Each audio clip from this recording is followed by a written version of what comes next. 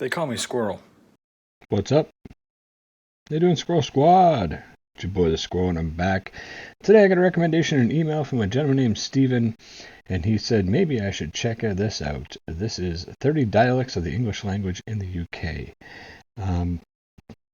Interested to check this out. I had a lot of people comment on one of the facts about the UK videos that I did where they talked about how there's all the different dialects and everything. One thing I didn't consider when I watched that video, I had talked about how, and someone else had commented on this and I responded to that today, how when I was in Florida and from Massachusetts, it's different dialects and everything. I didn't consider the fact that it's, the part of Florida that I was in is about 1,250 miles away from where I live now. And that's a big distance, I didn't consider the size difference of the countries, the regions, things like that. So it's explained to me more that I guess in the UK, you could literally go 10 minutes up the road and it's a complete different dialect. So interested to listen to these 30 different dialects that they've presented here and see if I can tell the difference between them or if they all sound the same to me. That's the part that I want to see. Being a non-native to the country, am I going to notice the difference? So let's have a listen. See what we get.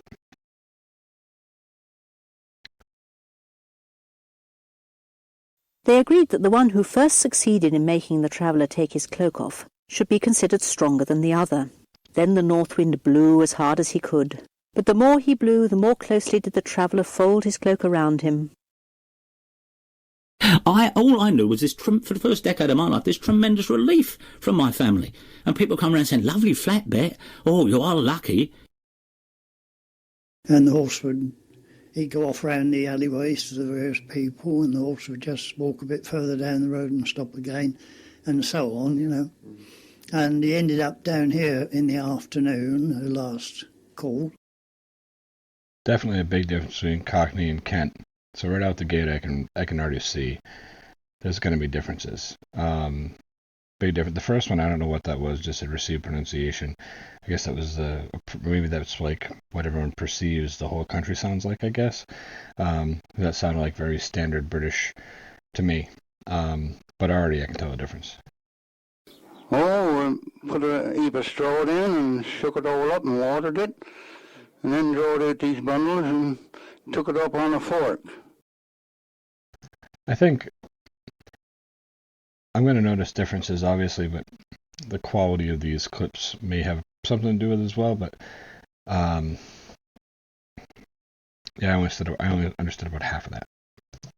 I only followed that through for one tournament, and I took to a stable of horses. Of course, that improves the wages. We had 12 shillings a week then, and a cottage to live with or work. And that was better beer. That was halfpenny beer, see? And it was brewed in Canada. Well, around here, countries, big breweries, Canada. They used to brew some beautiful beer. And they were big blokes in them days. No, you wouldn't get in Bristol Police for under 6 foot. Then it was rinsed in the big square sink, and then you went out the yard and you mangled it, and then it went up on the line. I mean, there's big differences. Wow. I mean, now I totally understand what people were talking about. Amazing differences between these dialects. It's quite interesting. You're covered in mud and muck. Oh, we've been for a good old stank. Or a stank. Stank. Good old stank, and yeah. That is Cornish. Stank. A tough walk. That was a good old stank, wasn't it? A braille stank. A stank is a tough walk. Okay. Interesting. And then sometimes the weeds were pulled out by hand. There used to be carlicks, which looked very much like mustard seed, but that was a weed. The carlick used to be pulled by hand. Where you going? I said, I'll come to the further side. He said, what do you mean further side? I said, I don't know. I said, well, don't know far, I don't think. I come away one day, I said, my granny, I said, oh. Yeah, I don't know. That clip wasn't very clear, and I didn't even, I think I heard granny. I don't know. I missed a lot of that, let's be honest. When Dad brought stalk of Brussels sprouts home. He trimmed them up on the garden, and they would weigh £7. One thing I always call it, is it time for victuals, mate? I always call it victuals. That's maybe on in my way, but if we're two of them, I say to my brother, we better go for some victuals, mate, and off we go for the dinner, like. As I say, I know he's hungry. That's all I'm getting out of that. But wow, I mean, it's amazing. The last three. That middle one was so clear, and I understood everything. The other two, the first one obviously I didn't understand anything, and the last one I understood most of it, but it's so thick, so different, so rich. Wow.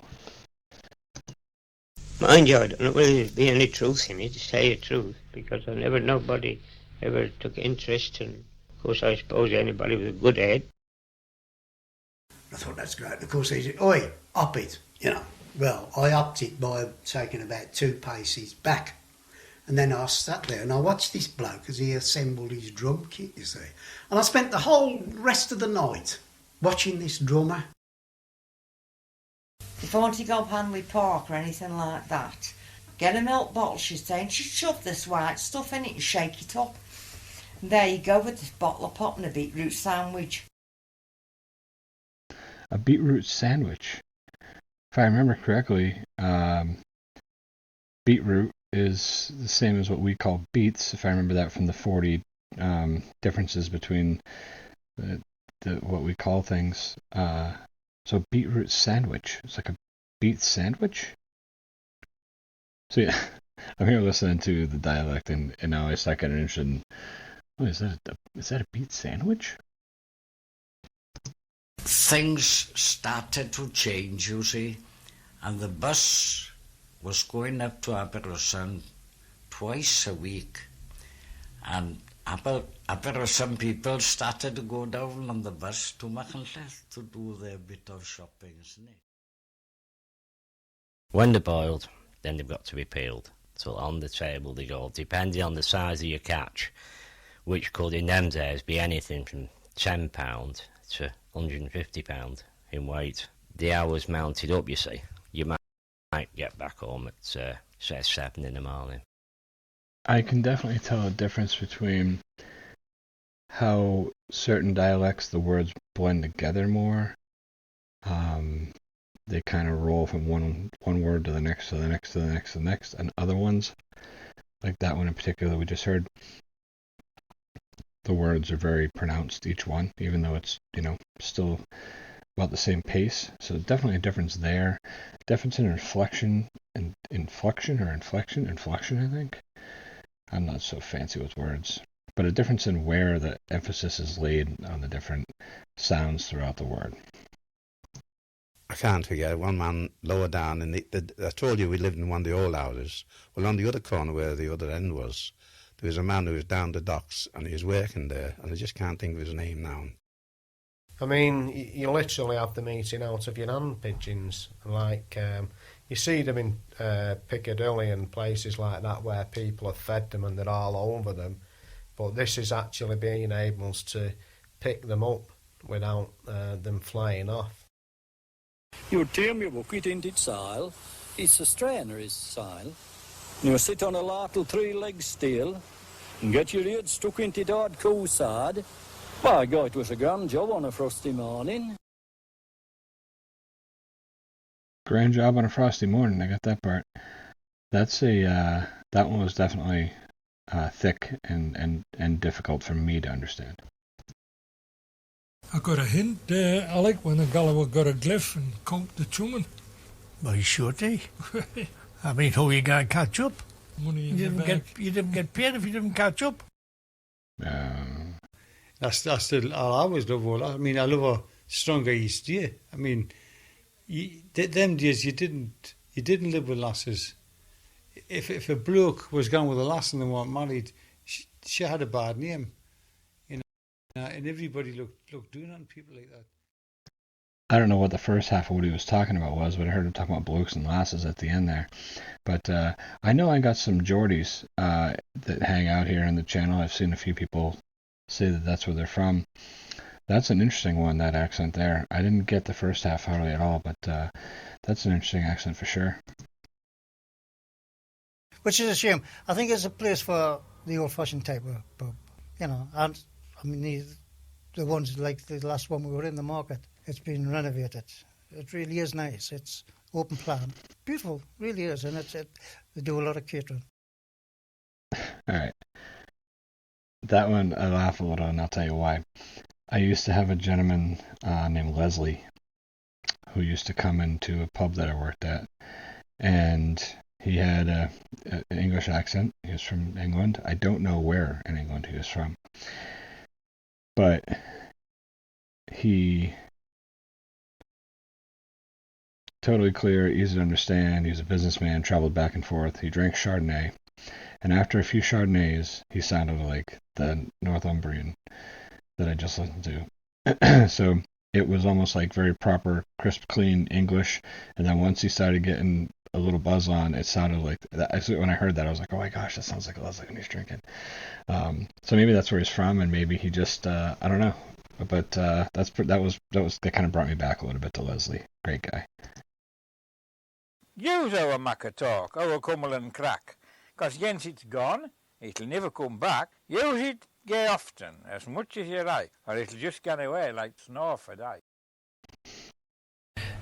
Had this, the horse and kit, and we had a big Clydesdale cuddy, a big Clydesdale horse. I've had strides, but that comes from advertising. I know it comes from advertising.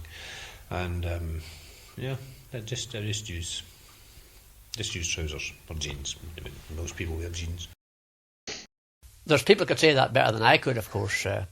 I produced the thing, and I know people have enjoyed it. And as far as I'm concerned, if people enjoy something that I'm doing or I've done, then that is a reward in its own. And it seems as though I have a talent, as you say.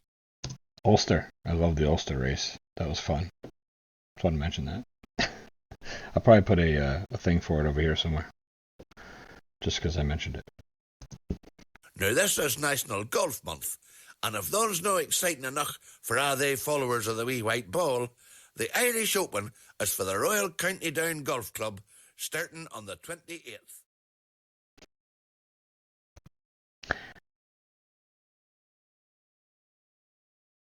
Let's see what the and is before I make the comment I was going to make about Scotland. Education isn't a man, you know, that's it. They think you're better now, you won't get them there. They all want past jobs now, they won't get them to work on anything that we work when we were young. And I kind of got something out of that, but that was bad recording as well. But well, that was cool. I mean, I appreciate Stephen reaching out to me and telling me, hey man, you should check this out. Now I understand a lot more that there really is the dialects are so profound and different. That was really neat. Wow. It was cool. I'm glad I got to hear it. I'm glad I got to understand a little bit better. There was definitely some there that I'd be lost in conversation. I'd only catch every third or fourth word with some of those. So definitely totally different. But I hope you guys enjoyed this. Let me know in the comments below what you thought of this. Roast me up if you need to. That's fine. I'm always good for that. Until next time, Squirrel out.